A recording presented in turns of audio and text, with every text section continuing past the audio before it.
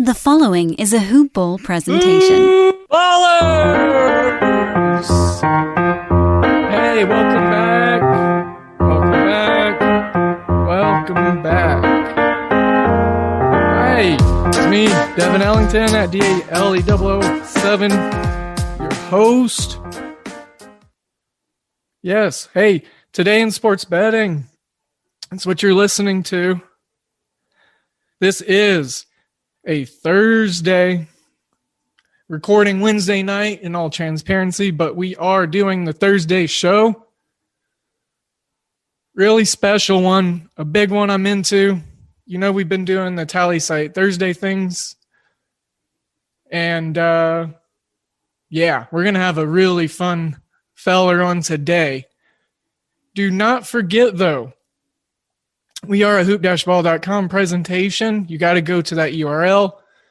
Check it out.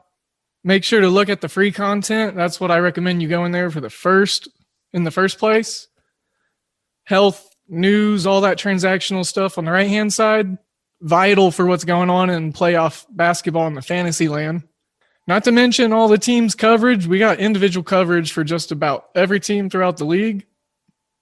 Celtics, Nets, Raptors, Mavericks, Heat, Clippers, Lakers, so forth. And then while you're there, go check out the Wager Pass. Make sure to look into that because it's easy, it's simple. It is 33 cents a day.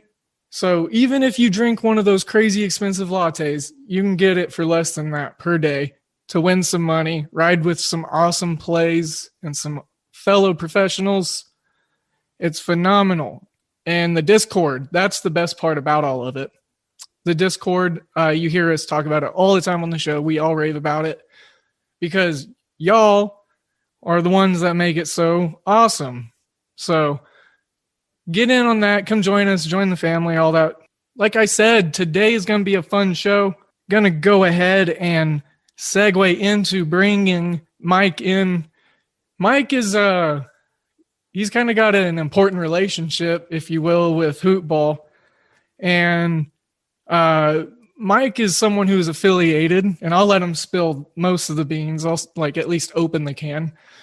But Mike is affiliated and whatnot with HoopBall through Tallysight. And so Tallysight's had some super amazing things going on recently within their growth. And we've gotten to be kind of a part of it as HoopBall and an organization. So, Mike, I'm going to call you Mike V because you're from the East Coast, like a Beastie Boys thing. We just celebrated the 9th anniversary of the loss of MCA yesterday. So, you know, Mike V, what's up, man? Glad to have you in. Hey, Devin, it's nice to join you. I've been waiting to join a Tallysight Thursday for so long, and I'm just happy we were able to make this happen tonight. Time zone jumping. We got to, we're making it work. And like you said, been a long time coming. We've been growing. Y'all have been growing. We were talking off air about the newest additions and such for us analysts on the site. And the interface is phenomenal. I love all the new info, all the data. You know what I'm talking about. I love the tracking. And it's a great place for high volume bettors. And I definitely love it. And what you guys got going on there as an affiliate, we definitely love having you guys around as a presence.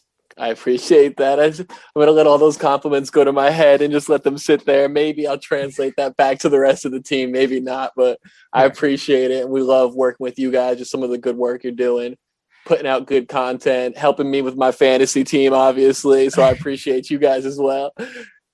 I hope you got a big room. So, and you can just patch me on through to them. And we'll nip it in the bud real quick.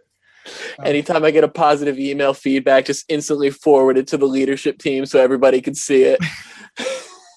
I'm going to personally mail a sheet of those gold stickers to you and your boss. And, whenever you get one of those, you're going to get a gold sticker per me. I'll wear it with pride. Yeah. Get you a little badge collector thing or something. Anyways, Mike, we've chit-chatted quite a bit in regards to sports, kind of what we want to accomplish. And we were talking a little bit off air. I say off air. Is that the term for podcast stuff? I don't know, because it's not offline either. Right. You're still online. True. Like we're in the web waves. So pre-show, like pre-recording, I guess. We were in the green room. I don't know. In the green room. That's a good one. All right. So we were in the green room, Mike and I, and we were discussing just some whereabouts with Mike and where he got started, and you were talking about doing some radio stuff in your college days. And we were just kind of talking about the current industry, and with sports being involved in a major swirling component within what's going on with not only sports betting, but I would say like journalism and overall presence within culture right now. I think this industry is in a unique spot. Where would you say it's completely different from when you were in college to now? Well, I mean, like, I think you see it, everybody can see it, like the convergence between sports betting and media and just how intertwined the two are now. Like when I, like you were saying, I worked at a WFUV Fordham during college, and like we would have never considered talking. I always forget that about you. Talking about like a line on air or talking about the spread in a game. Like, yeah, you'd mention like your MVP predictions and everybody would do that. But now when you turn your TV and you're seeing like in-game betting at halftime of like MSG when you're watching the Knicks game, it's just like, I don't even know like a year ago if you would have seen that. So then if you take that back, like, I don't want to age myself. It's fun that I could actually start saying that. I don't want to age myself. But, back when I was in college, like, that definitely just wasn't a thing. Like it was still something like a lot of people were afraid to touch. And now you just see it every day. It's just right in your face.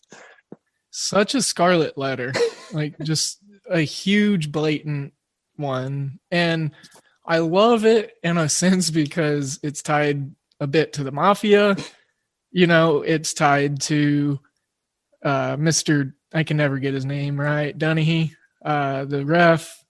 There's been some reasons, but that's what's fun about personally and selfishly speaking on my end, trying to be an ambassador or liaison, if you will, for this industry and for individuals looking to gain insight on it. It's a odd, strange place, sports betting, that is. No one really knows what's okay, what isn't. People don't realize that less than 20 states have legal sports betting. And, it does take some comprehension giving and some understanding to realize that it's normal now. Like it's normal. Yeah. And I think that's like at all levels, right? Because even when you go to like the institution, like you mentioned, like the states, like the institutional, like, I don't know, the institutionalization of like sports betting, like it's complicated and hard when you think about like licenses, who can do what, who can't do what. So like, I feel like it's inevitable that then like that confusion kind of trickles down to like an end consumer, just like your average fan or your like average individual who might be interested in sports gambling. Cause like, if it's so confusing at the top, it's like, you could imagine the confusion it could be for an individual when you have like all different varieties, all different sports books, in some states you can, and some you can't. It's a little bit of a mess on that front. And then you throw mobile betting, which is a whole nother set of legislative measures into it. And but you know what? It's very, very close to just totally being washed of that, I guess, stain, tarnish, or whatever you will. Yeah. And then it's like, it's interesting. Like I was talking to somebody like on my team today about this, and I was like, I would imagine in 10 years, the latest, like, is it legal in every state and mobile is legal in every state? Like, I'd imagine like that's something where it's like, I can't see a world where that doesn't happen. Right. And if you think about like, we're probably in the first inning of a 9-inning game when it comes to sports betting here. Right. Mm-hmm, mm-hmm. For personally, I agree with you. And then secondly, the time frame, I could see 5 years it being mobile. That is, I think that's the easiest jumping platform. It's hard to get in the roots, in the ground, in the, infrastructure, institutions, brick and mortar kind of places. But if you worry about the mobile legislation and you get the outlines set for what you are looking to allow your state to bet on, then you allow a more fluid and, just concisive forward point, for what you want to accomplish with sports betting within your state. And with that being said, it's just like, you got to look at it and realize that it's just another way to break down sports. Like it's another way for people to fanaticize over something that they like. So I think within the next 5 years, we could see, I would say, at least 85% of the states being good to go on mobile betting. Because I don't know if it's because I've gotten older. You're talking about aging and dating yourself, but man, I don't know what's going on, but time is just zipping on. And I think that's because things are just starting to move faster. I don't know. Maybe it's me, but I think we're moving faster as a people, as a nucleus now. And I could definitely see it being the way to go within the next 5 to 7 years, 10 years, probably with everything pretty much taken care of over the whole as a country in sports betting. Yeah, I mean, like, it's kind of shocking even, like, where we're at now. Because, like, do you remember, like, your first bet you ever placed, like, in person, like, at a sports book? You want to know something? Yeah. I've never placed one at a sports book. Interesting. I'm landlocked, man. I'm out here in the Midwest. It's Mad Max territory out here. I got to go up to Dubuque, Iowa to get some action at a window. That makes it so that this is where you're talking about like the mobile betting. You're like, okay, yeah, makes a lot of sense in that case. Cause like, it just like, I'm thinking about like now with like, I'm in New Jersey, right? Too. Like I use, I think like mostly FanDuel right now. It's just like, you could go on like, hey, there's a game tonight I want to watch. Like, let me see like what some of the props are, what some of the bets are. But then like, that's such a different experience. It just has me thinking about like, I remember when I went to Las Vegas once for the first time and like going into the sports book place. And I think I bet a future. And it was just like a thrill. And now I'm like, oh, it's weird. I kind of have that same thrill in my, like, on my phone every day that I could do. And like, I don't know, my head just started, you took me there with the way you were kind of talking about it. Yeah.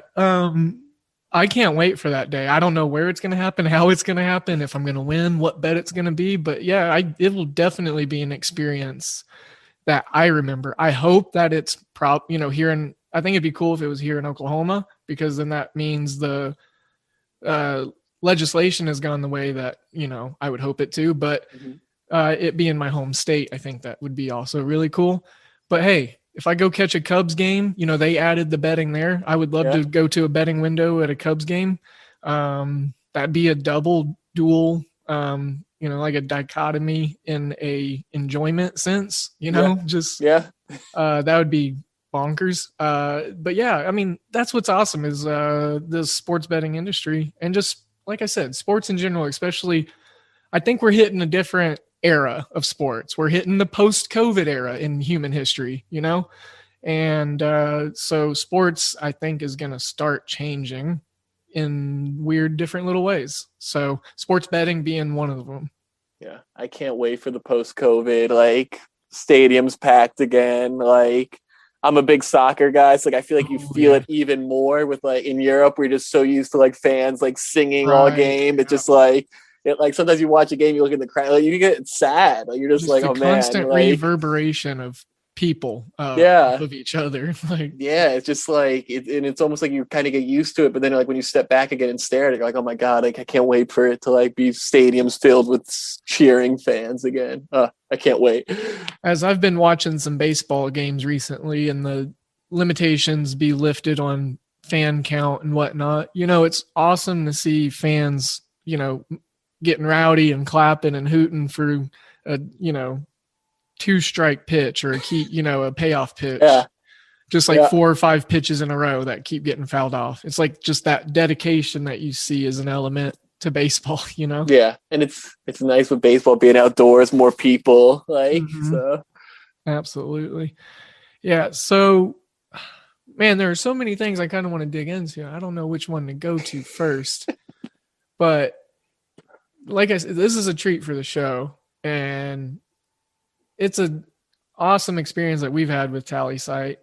And I've definitely been enjoying having that access to tracking my picks, but also having the results pan up against some people that I, you know, have a good familiarization of, people that I've read work of theirs, or just completely new folks, because I found some really great content just from being a part of the analyst team over on the Tallysight platform.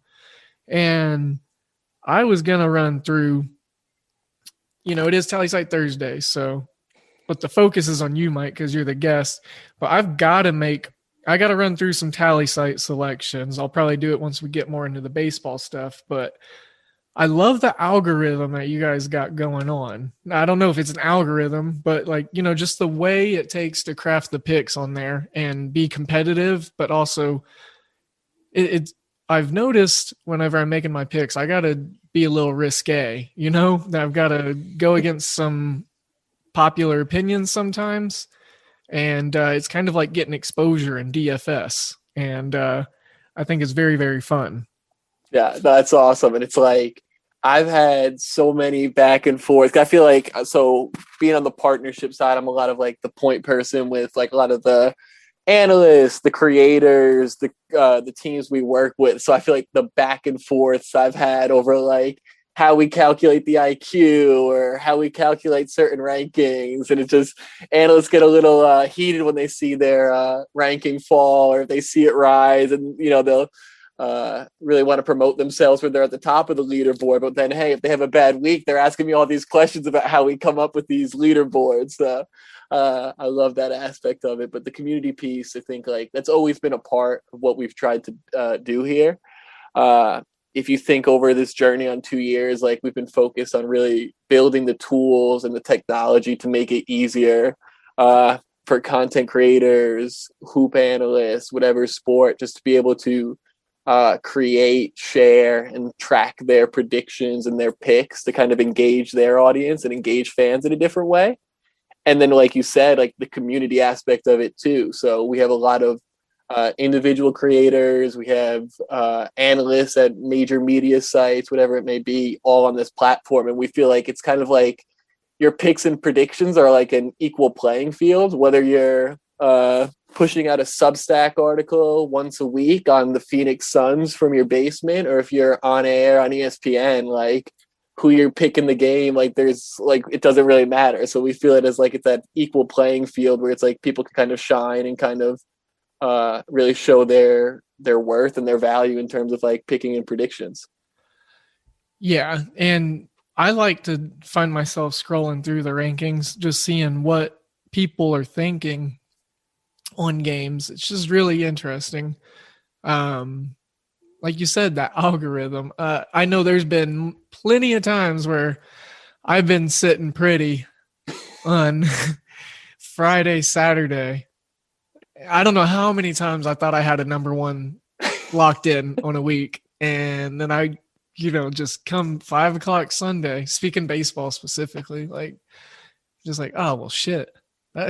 Yeah, in baseball, there's so many games every week where it's like a couple wrong moves and suddenly you're falling down the leaderboards. But that's the nature of it. So we try to, like as much as you want to attach to a leaderboard, it's like, hey, in the long run, it's like, how's your performance? Looking at like through that long-term vision versus that short-term scope of like a weekly leaderboard. But we understand the fun in that as well, because it's fun to see yourself when you're climbing the ranks or sitting at the top, especially like during NFL season when it gets really wild and crazy on Tallysight, I'd say. Oh man, I remember the playoffs. There was like 6 guys that they were just flying around the top of the leaderboards, and there is so much good analysis going on. I was getting so many like good little playoff football nuggets and just all sorts of insight. And that's what I'm excited for the public to be able to get into eventually down the road, what have you. I'm not trying to promise anything for tallies. I don't know what y'all guys are working on, but I've seen the vast improvements and additions to what we've had access to as analysts, and the trajectory, I think, is a good one for you folks over there. So I just like to share it. I appreciate that. And yeah, like we're trying, I think like phase, let's say like, hey, like as the tech is in place, I'm not saying like it's stable and staying the same, where it's like, hey, we're always trying to get better, always trying to push ourselves. But with like the tech in place and the community in place, now it's like that next step is really helping us power you guys. So like we don't want it to be about Tallysight, we want it to be about HoopBall, we want it to be about Devin. Like how do you create more content? How do you share that content out easier in different ways? How do you engage your listeners in a different way through social media, you know? And that's like really what we want to do, to be like empower you, to make it as easy and simple for you. Yeah.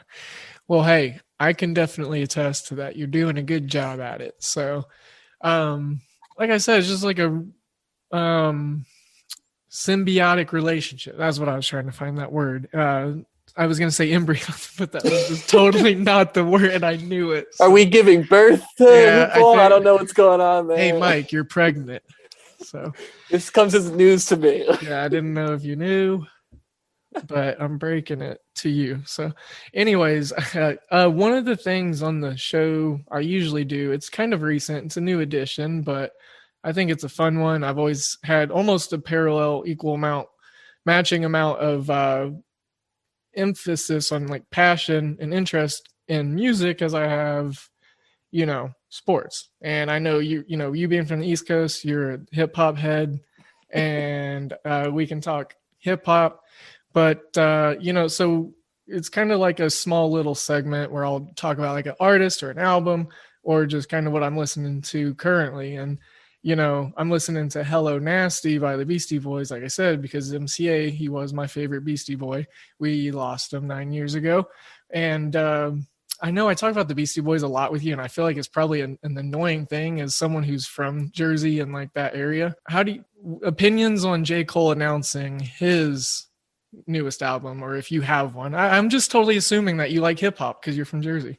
J. Cole, I wish I could say like, hey, I was on J. Cole early and I loved his early stuff, but like I remember at first being like not really sure about this guy. And then like, you hear some songs like Cold World, you're like, oh, okay. And then Born Sinner comes out, and you're like, oh, okay. And then it's like Forest Hills Drive, and you're like, okay, yeah, this is good. Like, what was I thinking? Like, this is good. So I've loved his, like, even his recent stuff has been good. And then that album cover looks awesome. So if the music holds up to the album cover, I'll be happy, I believe. Yeah, he's always had pretty cool album covers.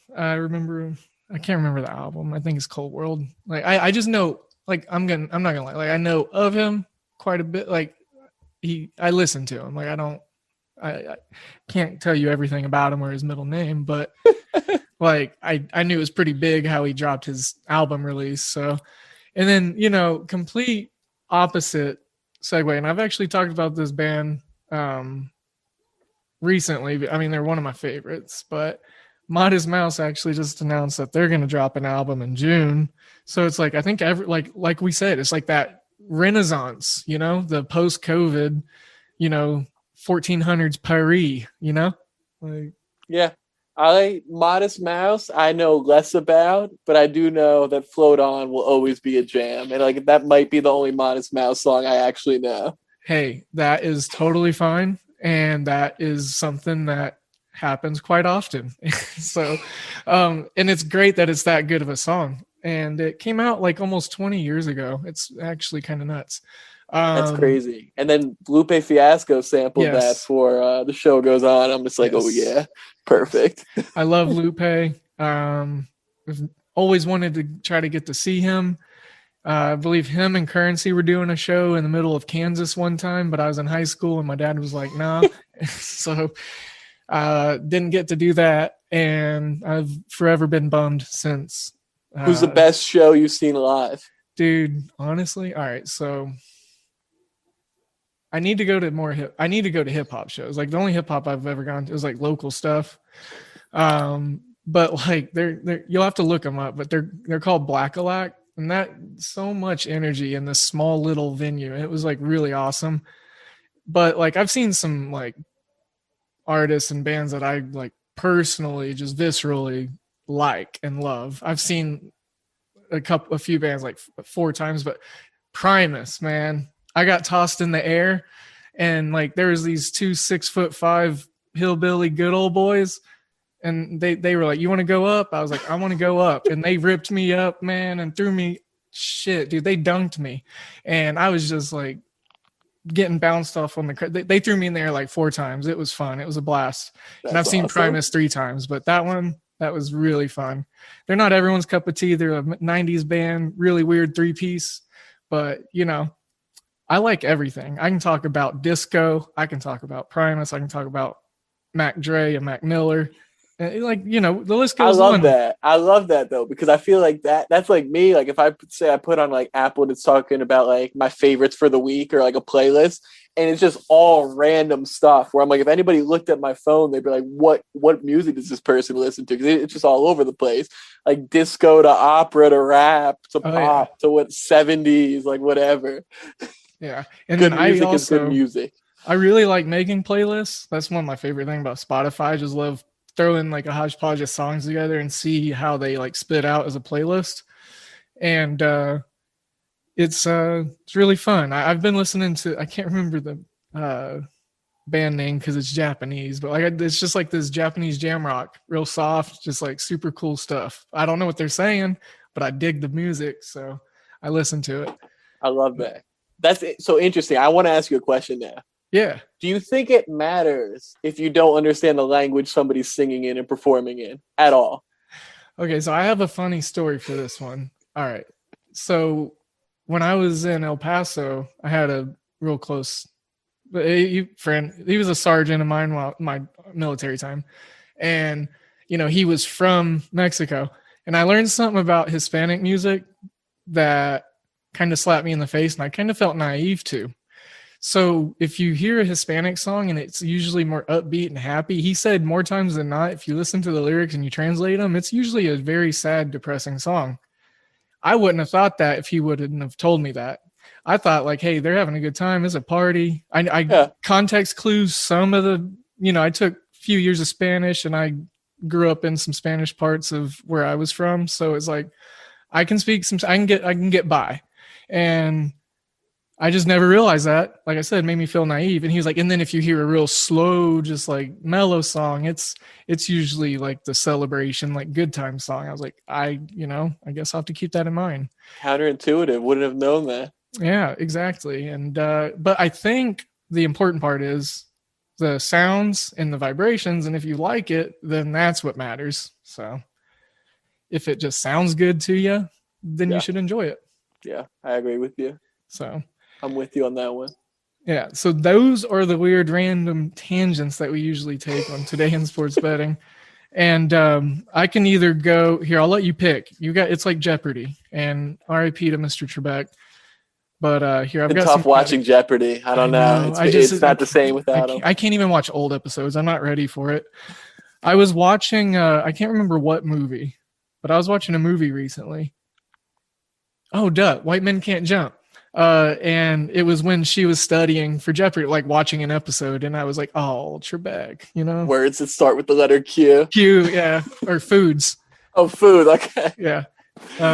As of the 1990s, there was 7. I don't know how many there are now.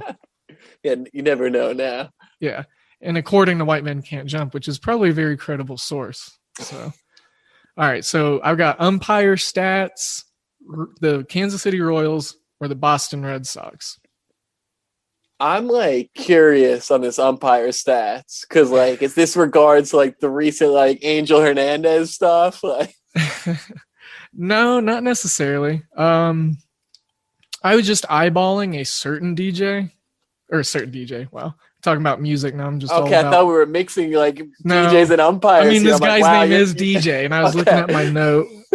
I told you, man. I've already recorded a show today. I'm sorry. I'm usually more put together. DJ Rayburn is an umpire in the MLB, and he's the ump in the Boston Red Sox Detroit Tigers game that's currently going on. That I've got a couple wagers on. I think I mentioned to you I was going to make a play, on every Red Sox game. And so I was eyeballing this one because his stats for tonight going into this game as the main, like the crew chief, the head guy in in the ball game. His record is 2-3 for the home team's money line, and then the under has a record of 3-2. So my prediction, what I was looking at in this game, the game script I had for the Red Sox was the fact that the Red Sox are at home. I thought they were going to win, so they were going to send him to 500 in that home money line department. And then I was also thinking that the game was going to go over. It's currently not looking so hot in that element. What is the over under? I got it at 9, I believe it was 9.5, somewhere around there. I just need JD Martinez to go up to bat a couple more times. Hit some dingers. Yeah, just everybody just give your bat to JD. So I don't know. I was looking at it. I was like, this guy could get to 3-3 in both of those departments. The over-under record and then the home money line record. So DJ Rayburn, probably an umpire I'm probably going to look forward to keeping track, send tabs on moving forward. And are these just so this is news to me. Are these readily available stats? Like, is this living in a database somewhere where somebody could go in and pull if they wanted to? Yeah, absolutely. So there was, I found a website earlier. I closed the tab, but I can't remember what it was called, but it was very useful. I mean, it showed the crew designation for all the major league games for the evening. And then, how many, say, walks these guys average per game that they ump, home teams run totals, all that good jazz. And I know you can find it if you just like Google, I think it's like Umpire Stats, or I Googled DJ Rayburn specifically, and there's a couple databases. But the Action Network, a tool that I use to track my stuff and whatnot as well, they also, they show who the head umpire is for the game in their preview. And that is, honestly a part of where I got that information, the record and all that stuff. So that's interesting. I wonder the home thing now with less fans in the stands, how if you still get those hometown calls from an umpire behind the plate, for example. I don't know. Oh, everyone can hear his yell a lot more now. So a couple of them got to get their high. I was an umpire as a kid, growing up. I umpired the little leagues in our town when I was still young. I was probably it was me and my buddies were probably all in 7th, 8th grade, umping 3rd, 4th, and 5th graders, right? Right. And I had the most fun as an umpire. Being able to call a strikeout is one of the most exhilarating things in the world. And if you've never been an umpire, you should go become an umpire. I had an opportunity to do so, and I've known quite a few umpires. I've spent some time in the baseball realm growing up, So it sounds like just like you, Mike. Yeah. But umpire life, I had a real close friend of mine that, if he wasn't working his job or he wasn't in high school or at school, he was umping a game at the ball field, and that guy worked hard. I want one of those little brushes. I always wanted to do the home plate wipe off. That was getting the opportunity to ring someone up too and get a real emphatic, just strike. It sounds fun. Oh yeah, it was ridiculous. I mean, I was umping, right? A lot of my friends were umpires too, so we would just start messing around with each other. We're okay, next strikeout, see the most ridiculous strike 3 call you could make, and you'd look down the third baseline, and your buddy's laughing at you. I had to toss a lady from a game once when I was in high school too. No that was way. A lot of fun. Tell me about that. Yeah, she was just this lady, this is one of my this is one of those stories where it's in my head, and when I tell it to my buddies it might be funnier and maybe doesn't resonate with a larger audience. But I was umping this kid's game, and I was a little bit older, so I was probably in high school, and this lady would just keep screaming at me whenever her son was up, and just on bad calls, and her son wasn't that good, and so that was the whole thing. And then in between innings, she would just say things to me oh man, really bad out there and stuff. I was okay, kind of unnecessary.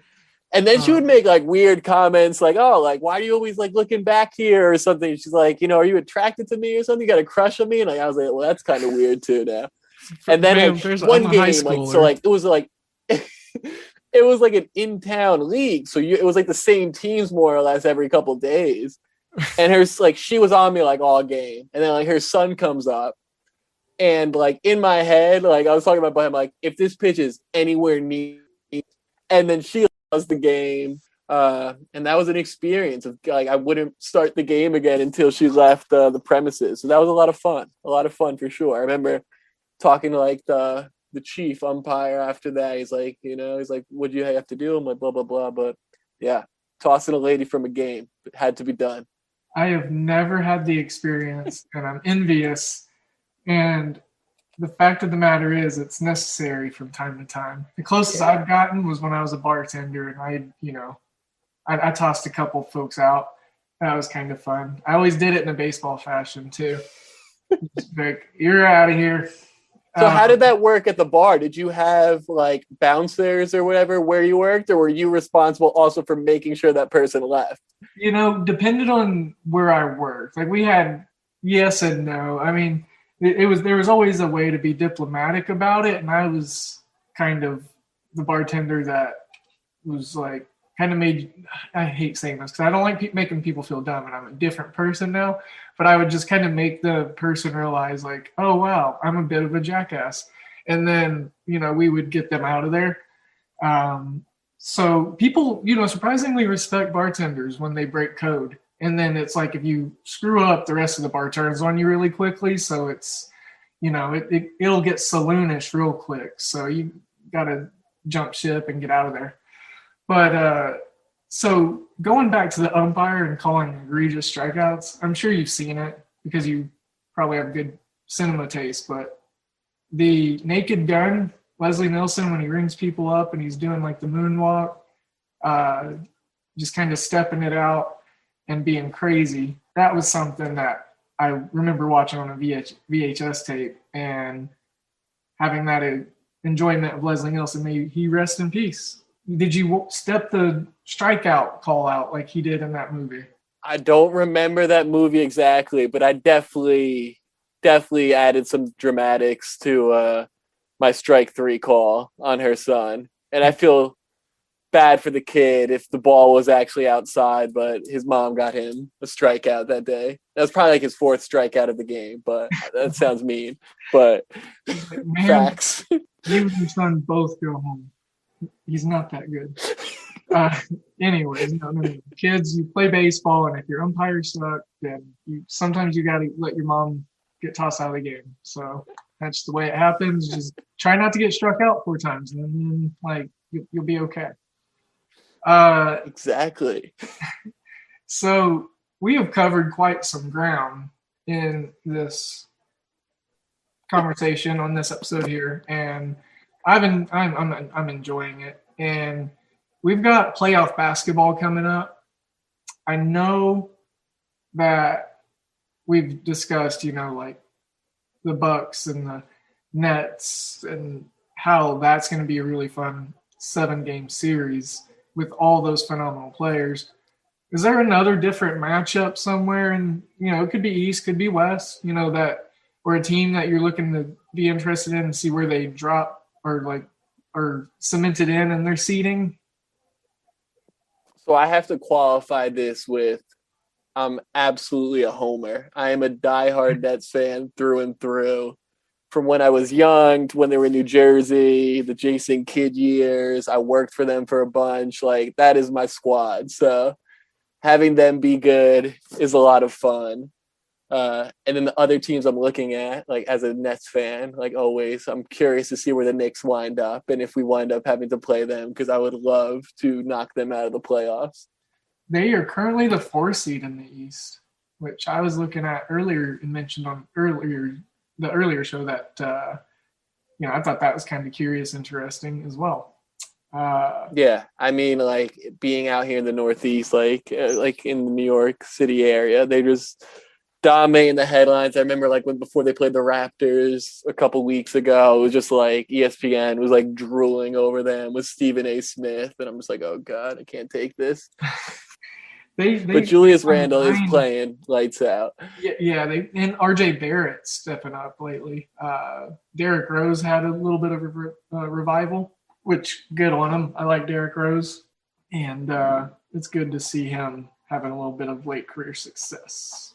Yeah, I will say it's almost odd to have the Knicks have likable players. Like I feel like I'm so used to them having guys like I just absolutely can't stand. But like you mentioned, like a lot of feel good, like the Derrick Rose thing, like him coming back. I think even like the Julius Randle thing is awesome too. Just like what he's kind of become and developed. Like Nerlens Noel, like so I'll give them that. But like Knicks Atlanta would be fun in the first round. Oh yeah, I was actually going to bring the Hawks up. They were a team I was looking forward to seeing where they go in the East there. And then, the Heat are towards the bottom. They might have to play in the play-in game. I honestly would not be shocked if they missed the playoffs, to be quite frank. So, tell me more about that. I'm interested. Are you saying miss the playoffs completely, or like miss the play, like losing the play-in? Probably, I would say losing the play-in. Okay. I feel like they're gassed. I don't know. We'll see what happens. But the Lakers getting LeBron back is huge. I do have a lot of belief in Spoelstra as a coach. He's one of my favorite coaches in the league. So, and he's proved me wrong before. Like last year, everyone. So, who knows? Playoff basketball is exciting. So I have questions for you. Do you feel like, because this thing I've like kind of been aware of, like the way the media shapes narratives and like how that's playing out this year. Like if you think about last year, like all the talk on like Giannis and the Clippers, and now like this year, like the talk is just elsewhere. But then like if you step back, it's like Giannis is having a year like probably similar to both his MVP years, and we might get Clippers Lakers in like the first round. And I feel like it's not that big of a deal. Whereas like last year, this would have been crazy to be like Lakers Clippers first round series, right? Right. Yeah. I Adam Silver's got, like I said, we're in this post-COVID period, so it's like a weird reshaping of the NBA, and playoff basketball's in that because of the different implications, and like we were talking about the play-in game and whatnot. I think the narrative spinning and focus on these teams, I think it's gotten a lot more balanced and more evenly spread out. A lot of people in coverage and such for the Lakers panned off a little and dove off, with Anthony Davis out. And then we got, and that's a great call and great point on you for Giannis's season, because this is honestly the season I've been most impressed by him, I would say, for my personal eyes and just opinion. I think he would deserve the MVP. James Harden, Anthony Davis, they missed too much time. LeBron missed way too much time. I'm not sure who else you really put up there. Doncic, the Mavs have underperformed. So I think the MVP narrative usually swings, I would say, like what team gets heavily talked about as well. So with that, I would say we're looking at, I wouldn't be shocked if the narrative peaks here soon on your Nets, and everyone is on them and ready for that for the postseason. I don't know. And I also wonder, like, what if, say, the Bucks finishes the 1 seed? Like, say they go on a run now, they take the 1 seed. Is Giannis like taking it home? Who do you think's the MVP? Who'd you pick on Tallysight? That's what I should go look up. Oh, to be honest, I don't know if I've made mine. Did you make anything preseason I could hold you to? No, I can't say I got anything on record, to be honest. I might have said something on a couple of shows, or just I know we looked at some odds and whatnot. We'll have to go pull the tape. Yeah, I need to get someone on that. I was just looking at. We just hit our 250th episode. I think this is like 252, 253, or something like that. So, starting to get up there on the tape. Yeah, that is no small feat. That like consistency and being at it every day is not something to scuff at. So that's awesome. Yeah. To be honest with you, I probably wouldn't have went Giannis because I didn't have a lot of belief in him to do it again. And I thought the Bucks were going to struggle a little more than what they had been. And the fact that James Harden, I I just thought that the league was ready to give him an MVP. It just kind of seemed like that kind of year if he did what he needed to, but obviously he didn't with his health. So Anthony Davis, I was concerned with the longevity and him being able to do what I honestly, and then, okay, I would throw Jokic in there, but the Nuggets have also underperformed. So that's why I kind of forgot about him. I knew he had some real good value to begin the year before the season. I think he was like really high up there in some value that I would have been okay with taking, but they can't stay healthy in Denver right now either. Yeah, Jamal Murray really hurt my fantasy team. I feel bad for him as well, but yeah. He was starting to get hot too. He was like starting to. Yeah, because he started slow, and I remember being like, man, I picked this guy way too early, and then he came on. I was like, oh, now I remember why I picked him. Like after what he did in the bubble. That bubble run was absolutely ridiculous. Him and TJ Warren, that bubble performance of TJ Warren was, and of course Devin Booker. The bubble was fun. The bubble was fun. So I've got the sports media picks from Tallysight up for their preseason predictions. Did I on the 5 major award categories? Let's see, Devin. No, I don't think we have picks from you. Okay. But if you had to get, it's funny seeing these now because like obviously like this is something we're going to try to track where it's like people are going to now make their picks again at the end of the season and seeing the difference. Like, and it's just funny seeing like these consensus picks from before the season. Like, do you know who 26% of people, which was actually a majority at that point amongst the sports media, had for their 6th man of the year? 6th man of the year. I'm going to say, Montrezl Harrell. Jordan Clarkson. Oh, are you serious? No way. Yeah. It's a large amount of people. I honestly thought he was being way more slept on. Sharp mind. Most improved player, 21% leading all players. Or he was tied actually. Pascal Siakam was a popular, trendy one. I remember him getting a lot of buzz. But honestly, okay, so here's a narrative that was interesting. If Giannis was going to win the MVP, he was going to have to improve from last year and then be an improved player. So if he was able to be a most improved player, I knew that he was getting some love also. That's interesting. I had not thought of that. But this media had SGA and Michael Porter Jr. Tied for their preseason most improved. Defensive player of the year with 51% of the consensus pick.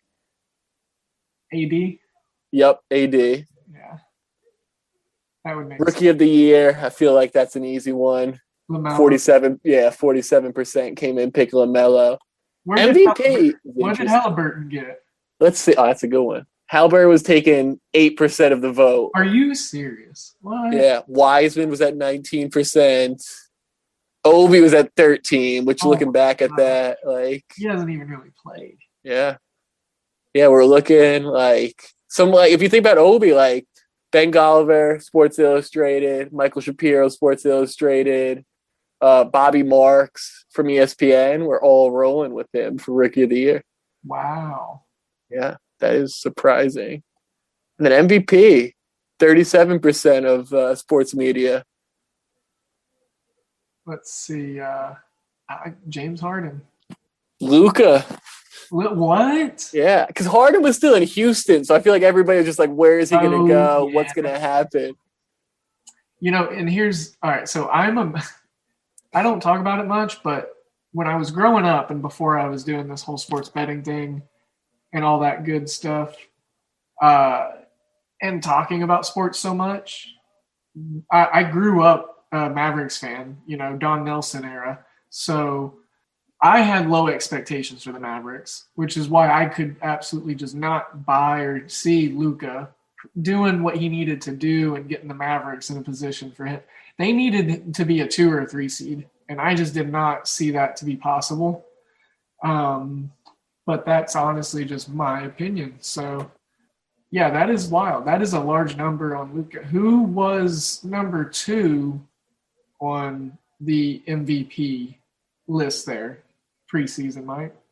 No, actually, wow. This is kind of shocking. Damian Lillard was taking 12% of the vote. Really weird. I guess people thought Portland was going to finally be healthy. And yeah, no, a lot of experts rolling. Like Embiid's up there, 9%. Yeah. Giannis 8, Anthony Davis 11, only 3% taking Jokic. NBC Sports, Kurt Haaland.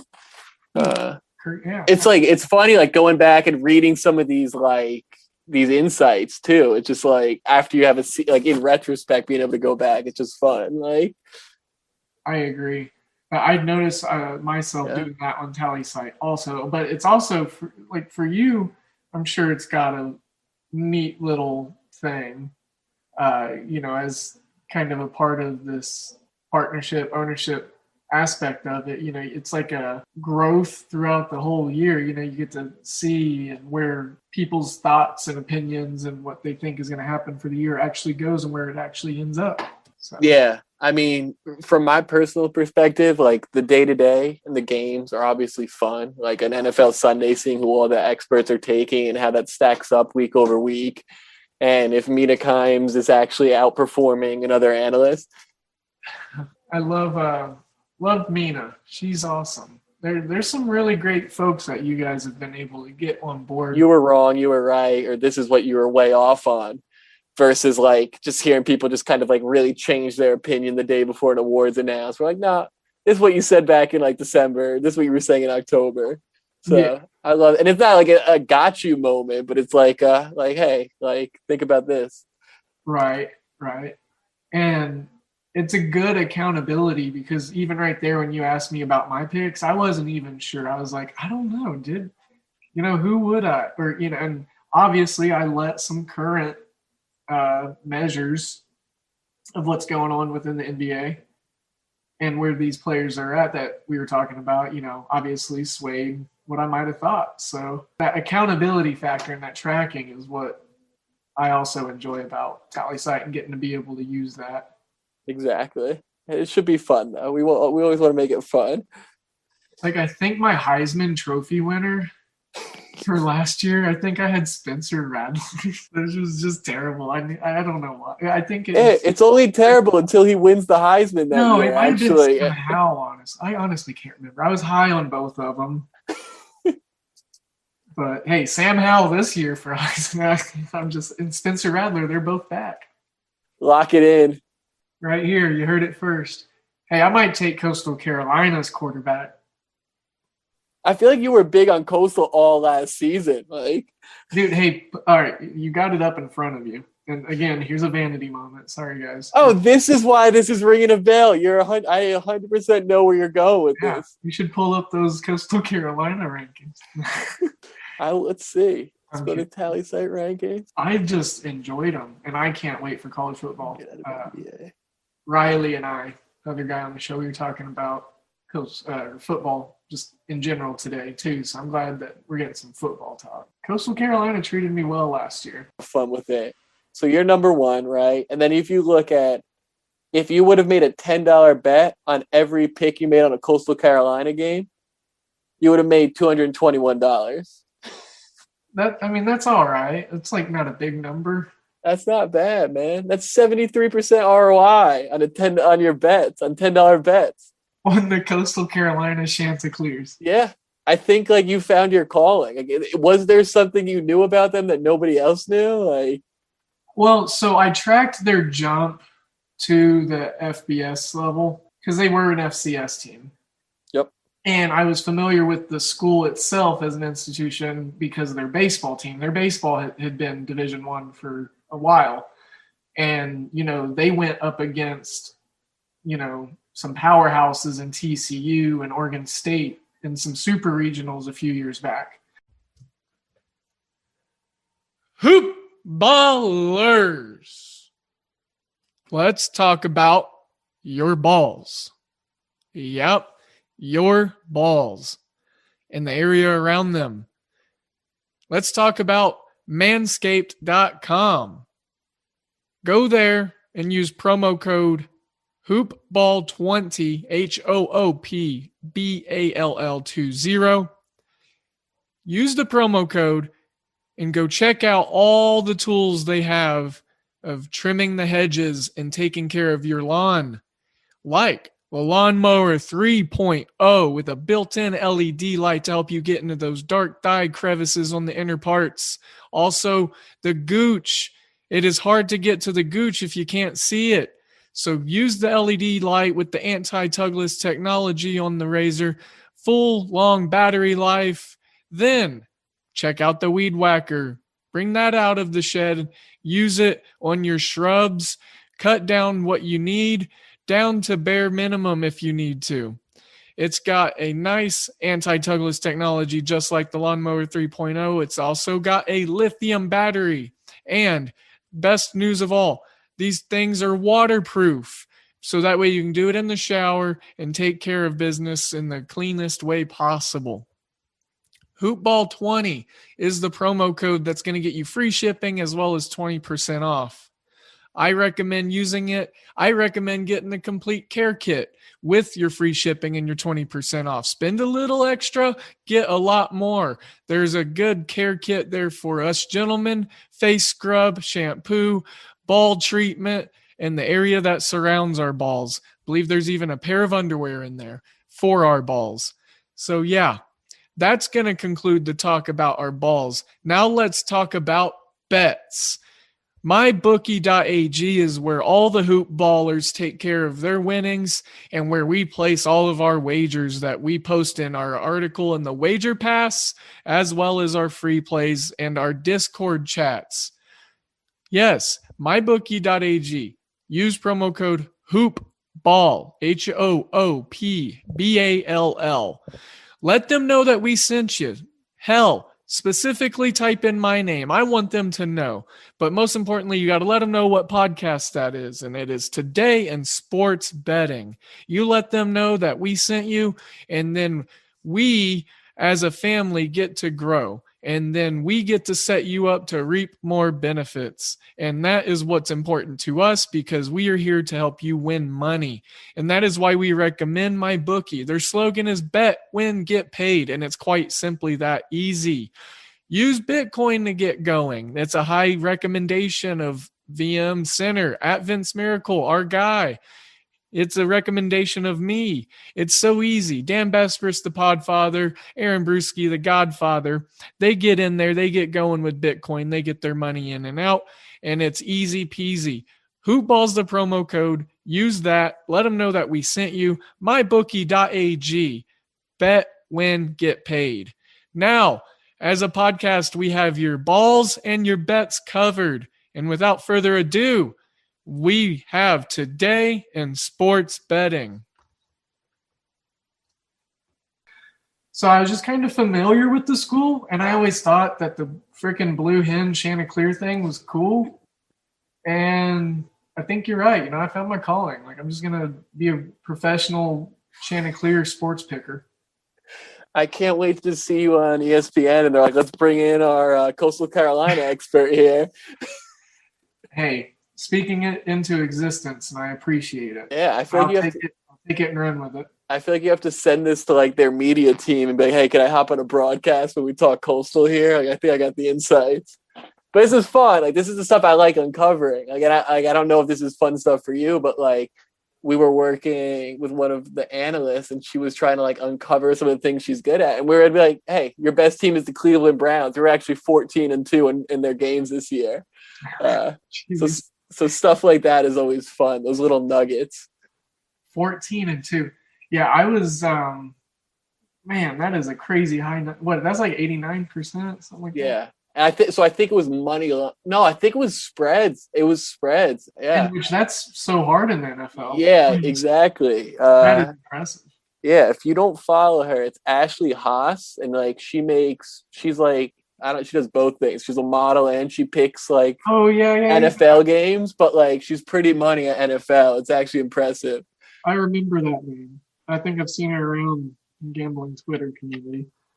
One thing that I love about the new additions to Tallysight is just having that access to what you've done with specific teams.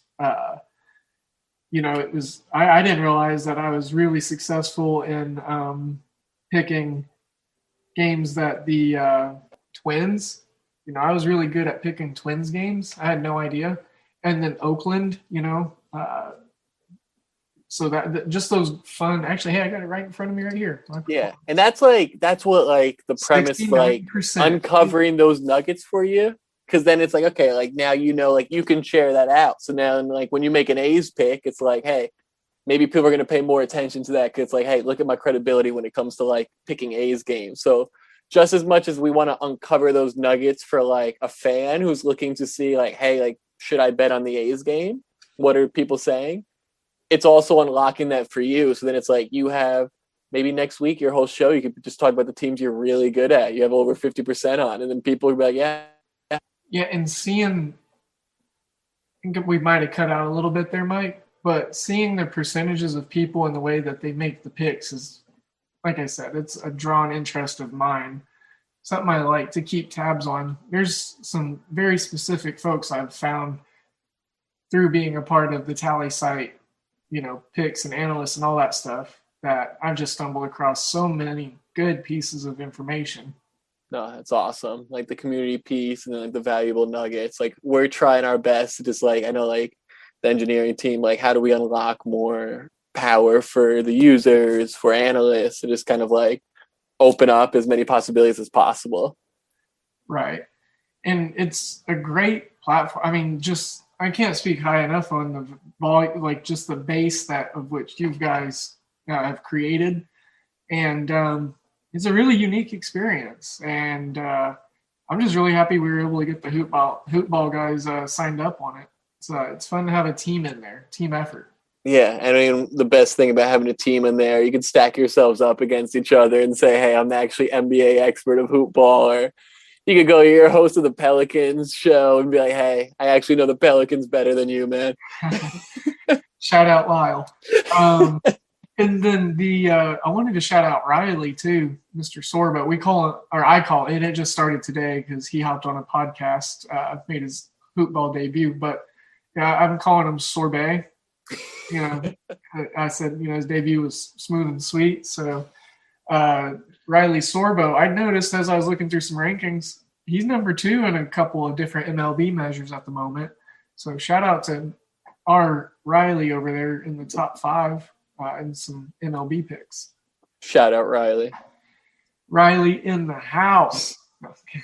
Anyways, and you know what's cool? Riley, we were talking about this on the show today. Riley actually started out, he just was a listener of HoopBall content. He was a listener today in sports betting, for the last year or so, and now he's on the team. So I feel like you could have a shameless plug here. I feel like Dan's been posting about getting more analysts and people who are interested in daily fantasy or the fantasy aspect. Are you guys looking actively? Hey, wink, wink, nudge, nudge at DALE. HoopBall Gaming. Seriously, insight and gaining exposure on different, thoughts in the process and whatnot, that's always exciting. So if someone has something to say and they're skilled at it, right? They don't necessarily have to be skilled. That makes me sound like I'm setting a high bar or something. But if we can have a tangible conversation about a point, then yeah, absolutely.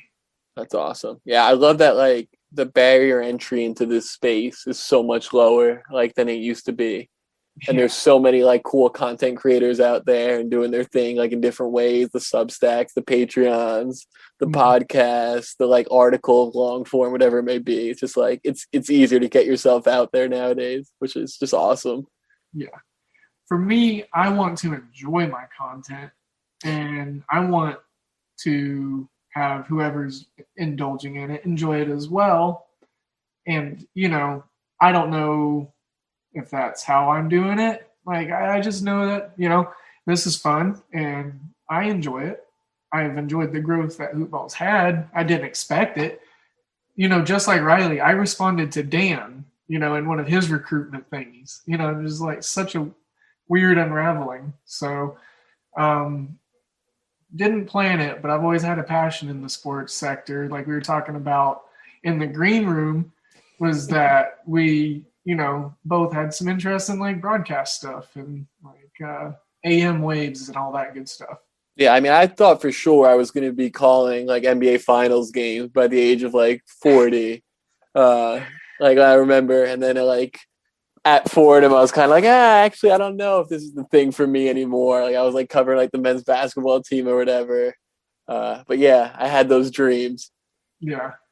It's the good thing about dreams. They can change.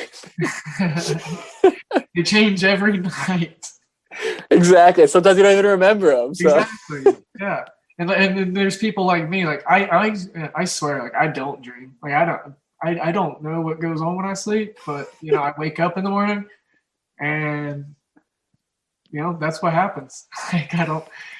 There's people that tell me like they lived like another life in their dreams, and I'm like, like they had meals and like they planned their meals and they cooked and like went and walked their dogs and like this and I'm like, okay, I didn't do any of that. I mostly just rested. Right. I'm just trying to like I stress enough whenever I'm awake. I don't want like to make decisions in my dream and shit. Like screw that. This is where I go to get away from that. Right. That's and you know what I noticed when I was in the bartending world and like, service industry and stuff, like the tales that people talk about, like they wake up like panicked and they were like, oh shit, I forgot your ranch or whatever. But it's like not actually happening. Like it's true. Like because you're rushing around all day, your legs are going. And I'm sure any job, like if you're busy within the workspace, your brain works like that and it's firing. So you're going to get those panic, sleep, job tremors. For the most part, I don't dream. So yeah, I feel like I can't remember a dream I've had in a while either. So maybe I'm more in your boat now too. Yeah, it's got to be like a just really unfortunate thing, or just like a very just memorable like dream for me to even remember it for the first 5 minutes of my day. But man, we have covered some ground, Mike. I was excited for this show. I'm excited for the next one already. I kind of just want to, like have you on every other day because I love the partnership between Tallysight and between HoopBall. And I like the direction that both of our entities are going. And, here is where I kind of just, we talked about more specifically you and your stuff at the beginning of the show, but wanted to dig into a little more of like maybe like what is to come, what's going on like for you. And I think I did a really bad job about giving folks your Twitter handle at the beginning of the show too.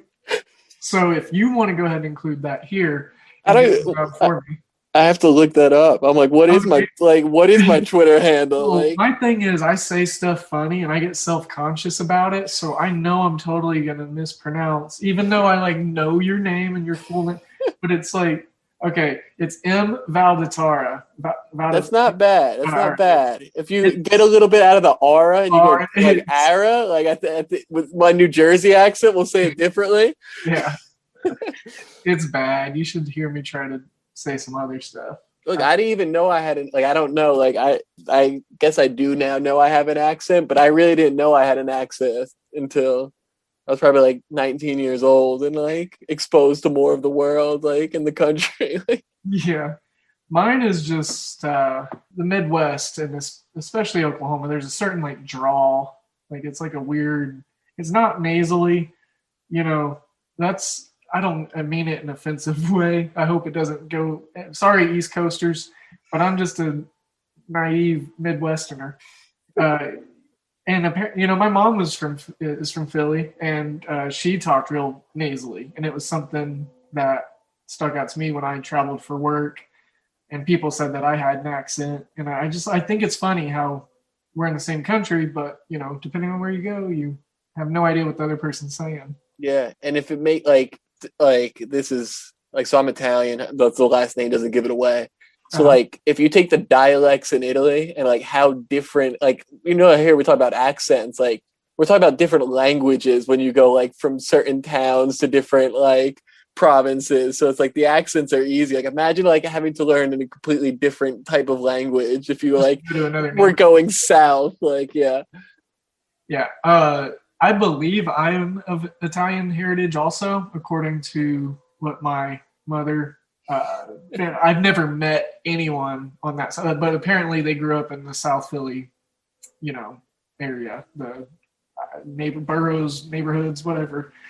There's that, geographical barrier there. We call them neighborhoods. They're boroughs over where you guys are at. But yeah, so other than Tallysight, this is your brainchild right now. This is where all your focus and stuff's going. What more do you want to say about Tallysight or familiarization that you can give, to the folks listening? Yeah. So, instead of my Twitter handle, I could give Tallysight. So that's easy. But you can follow us. You can follow us at Tallysight. You could follow our page, like our Twitter. We're always posting like unique insights for different games, different events, who the experts are taking, who the leaderboards for who's hot streaks, etc. amongst like sports media and analysts. And then we're excited to just keep building the platform, expanding the community. We want to start dipping into new sports. Like we have a lot of the major sports up. But like Devin, you probably saw it, like getting golf out there was important for us. We want to get soccer, MMA, NASCAR, tennis, like all these sports on the platforms that more people could weigh in on it, see what the experts are taking. And then prop bets. That's going to be another thing. More and more people are asking for us to be like, hey, can we share prop bets with our fans? So we want to be able to give analysts and creators the opportunity to easily do that. So prop bets will be huge for us as well. But that's where the focus is, just more sports and more bets so that you guys can take advantage of that and share that out in whatever way you guys see fit to engage an audience. But yeah, more sports is huge. Did you know like table tennis was the most bet on sport in Colorado 1 month recently? Well, all right. So I can tell you about some Czechoslovakian, Brazilian, and Russian table tennis because that's what I was betting on along with KBO when the COVID shutdown first happened. So if you know your stuff in Czechoslovak or Slovakian, I guess because Czech and Slovakia are separated now. Slovakian. Like if you know your stuff on that and you have a view and you have an analysis on an upcoming game, tournament, event, like we want to still be able to give you the tools to be like, hey, Devin, like here's how you could share this to your Instagram audience. Here's how you could kind of track your pick for that. Here's how you could share this out. So that's what we're focused on. We just want to almost make it less about Tallysight and more empowering the creators, the analysts that use.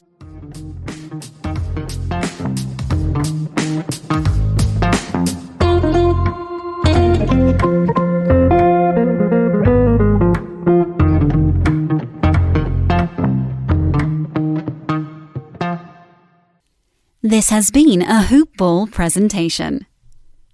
For National Nurses Week, Fortis is honoring the millions of nursing professionals in our community, caring for loved ones. More so today, the need for nurses is vital, and Fortis College and Institutes recruits people like you to train to become a nurse. Do you want to be a nurse? Start your essential career in nursing with a Fortis education. Just visit fortis.edu to learn about hybrid instruction and online enrollment. Then talk to Fortis by dialing #250, keyword nursing school.